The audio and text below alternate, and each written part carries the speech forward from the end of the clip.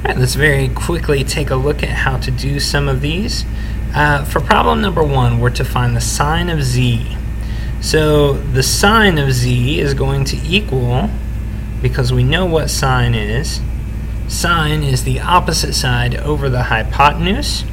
So here we want to find our angle z, find the opposite side, which would be 28, and then we find the hypotenuse, which is the side opposite the right angle, and that's going to be 35.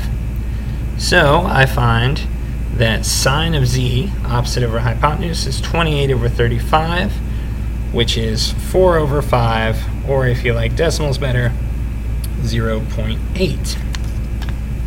Let's look at another example and a slight variation on definitions, or not definitions, but directions rather. So here you're asked to find the value of the ratio to the nearest 10,000ths. So that means we do want this as a decimal. So for problem 2, we're looking for the tangent of z.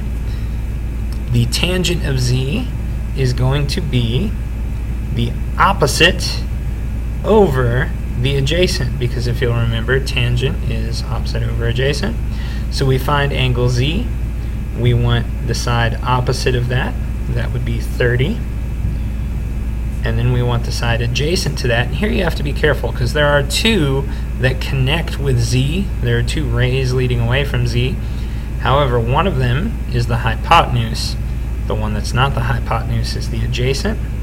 So 30 over 40 is equal to 3 over 4, which is 0.75.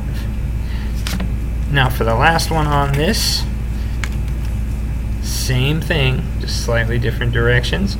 Just find the value. So here you can leave it as a fraction, as a decimal, whatever floats your boat. And we're looking for the cosine now of c.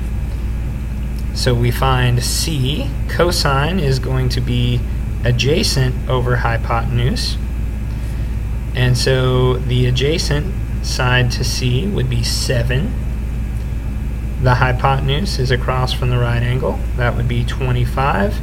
And since the directions didn't specify fraction or decimal, I can actually just leave it there, and that is sufficient. So the cosine of c would be 7 over 25.